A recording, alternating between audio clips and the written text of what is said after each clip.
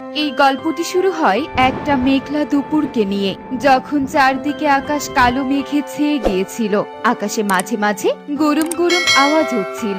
পাখিরা তাড়াতাড়ি করে তাদের যাবতীয় জিনিসপত্র ঘরে তুলতে থাকে, যাতে বৃষ্টিতে ভিজে না যায়। মা টুকি, মা টুকি, আকাশের অবস্থা একদম ভালো না। আমি কাজ করে মরছি আর তুই ঘরে টিভি দেখছিস। তাড়াতাড়ি টিভি বন্ধ করে বাইরে আয়। এত করে ডাকতে হবে না মা, কারেন্ট চলে গেছে, তাই বাইরে এলাম।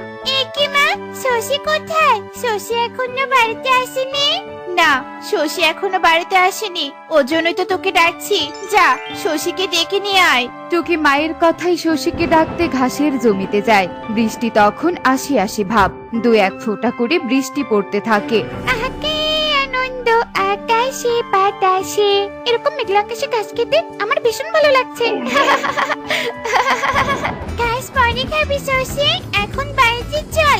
আকাশে মেঘ জমেছে, দেখতে পাচ্ছিস না নাকি? চল চল, বাড়িতে চল। টুকি শশীকে নিয়ে বাড়ি আসার পথেই ঝুম বৃষ্টি শুরু হয়ে যায়। শশী, এই দেখ কত সুন্দর বৃষ্টি শুরু হয়েছে। চল, আমরা ভিজতে ভিজতে বাড়িতে চলে যাই। এরপর তারা বৃষ্টিতে ভিজতে ভিজতে বাড়িতে আসে। এভাবেই বেশ কিছুক্ষণ কেটে যায়, কিন্তু বৃষ্টি থামার কোনো নামই ছিল না। একে মা, বৃষ্টিতে থামার দেখছি কোনো নামই নেই। আজকে তবে বৃষ্টি থামবে না? জানি না রে মা, তবে আমিও তো সেটাই ভাবছি। তবে বৃষ্টি হয়ে ভালোই হচ্ছে। জমিগুলোতে পানি শুকিয়ে চৌচির হয়ে গিয়েছিল, এবার জমিগুলো সতেজতা ফিরে পাবে। তারা মা মেয়ে এভাবে গল্প করতে থাকে। এমন সময় তাদের নাকে ভেসে আসে খিচুড়ির মিষ্টি গন্ধ। হ্যাঁ হ্যাঁ, কত সুন্দর সুবাস বেরিয়েছে। মা, ও মা, তুমি আমাকেও খিচুড়ি রান্না করে দাও না। আমার হচ্ছে খিচুড়ি খেতে খুব ইচ্ছে করছে। কিন্তু মা, বাড়িতে তো কোনো ডাল নেই। ডাল কে দিবে বল? কবুতর মিশার দোকানে তো মসুর ডাল আছে। তুমি সবকিছু তৈরি করে নাও, আমি দোকানে যাচ্ছি। আর হ্যাঁ, বাবার ব্যাগ থেকে টাকা নিলাম কিন্তু। চোখে বৃষ্টি আরো উপভোগ করতে কবুতরের দোকান থেকে মুসুর ডাল কিনে আনে, আর টুনি মজা করে খিচুড়ি রান্না করে। পাখিরা এভাবেই যে যার মতো করে বৃষ্টি উপভোগ করতে থাকে। এভাবেই দিন গড়িয়ে রাত নেমে আসে। রাতে বৃষ্টি আরো বাড়তে থাকে। মা টুকি, রাত তো অনেক হয়ে গেল, কিন্তু এখনো তো তোর বাবা এলো না। এই বৃষ্টিতে কি করছে কে জানে। মারে, তুই জানালা খুলে রাখতো, তোর বাবা এলে দেখা যাবে। আচ্ছা ঠিক আছে মা, আমি জানালা খুলে দিচ্ছি। বাবা এলে ঠিক দেখতে পাবো। এরপর টুকি জানালা খুলে রাখে। বাহিরে তখন টিপ টিপ বৃষ্টি পড়ছিল। এমন সময় টোনা ভেজা শরীর নিয়ে বাড়িতে আসে। এ কি টোনা, তুমি এই রাতে বাড়ি ফিরলে? এতক্ষণ কোথায় ছিলে তুমি শুনি? টনি, আমাদের কচু জমির পানি নিষ্কাশনের ব্যবস্থা করলাম, আর দুদিন বৃষ্টি হলেই জমি একদম পানিতে ভরে যাবে। কি বলছো টোনা?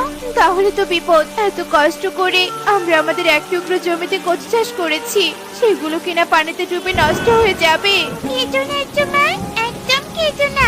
দেখবে বৃষ্টি বেশিক্ষণ থাকবে না, এই আমি তোমাকে বলে দিলাম। পাখিদের আনন্দ হঠাৎ করেই যেন বিষাদে পরিণত হয়ে যায়, কারণ বৃষ্টি থামার কোনো নামই ছিল না। এদিকে যদিও বৃষ্টি একটু থেমে গেলেও পরক্ষণে আবার ঝুম বৃষ্টি শুরু হয়ে যায়। মা দেখো, কাকুলি মাসি জমির পাশে বসেই কাটছে। চলো মা, গিয়ে দেখি। হায় হায়, কাকুলি দিদি, তোমার সব ফসল তো দেখছি পানিতে ডুবে গেছে। এবার এগুলো বাড়ি নিয়ে কি করে যাবে? বাড়িতে নিয়ে গিয়ে বা কি হবে টনি? সব ফসল তো নষ্ট হয়ে গেছে, সব শেষ আমাদের। কাকুলির মতো বাকি পাখিদের জমির ফসলও একই ভাবে পানিতে ডুবে যায়, আর পাখিরা ভীষণ কাঁদতে থাকে। এভাবেই দুদিন কেটে যায়। পাখিরা আরো কষ্ট করতে থাকে। এদিকে বৃষ্টির কারণে পাখিদের ফসলের ক্ষতি হয়, অন্যদিকে তাদের দৈনন্দিন জীবনের আয় রোজগারও বন্ধ হয়ে যায়। না মা, না, আমাকে পাখিদের রাজ্যে যেতে দাও না মা। এখন পাখির রাজ্যে অনেক বৃষ্টি হচ্ছে, আমার বৃষ্টি দেখতে ভালো লাগে। না, তোকে আমি কিছুতেই যেতে দিব না। এখন পাখি রাজ্য একদম নিরাপদ নয়। মা বুড়ি কিছুতেই তার কন্যাকে পাখি রাজ্যে যাওয়ার অনুমতি দেয় না। জুনি, আমাদের তো মনে হয় এবার না খেয়ে থাকতে হবে। একই তো আয় রোজগার নেই, চারদিকে আবার পানি। এভাবে আর দুদিন বৃষ্টি হলেই তো বন্যা শুরু হয়ে যাবে। চিন্তা করো না টোনা, সৃষ্টিকর্তা ঠিক আমাদেরকে সাহায্য করবেন। টোনা টুনি এভাবেই কথা বলতে থাকে আর চিন্তা করতে থাকে।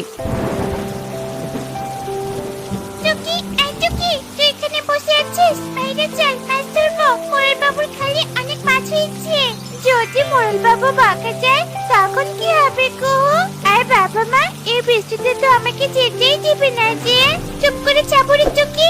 এরপর টুকি আর কুহু চুপ করে মাছ ধরতে যায় আর দুজন মিলে অনেক চিংড়ি মাছ ধরে। ও মা, কি সুন্দর চিংড়ি ধরেছে রে টুকি। তুই এগুলো বাড়িতে নিয়ে যা, আমিও বাড়িতে চাই। এরপর কুহু বাড়িতে যায়। অন্যদিকে টুকি যেই না বাড়িতে যাবে তখনই পরিকন্যার সাথে তার দেখা হয়। বা, কত সুন্দর।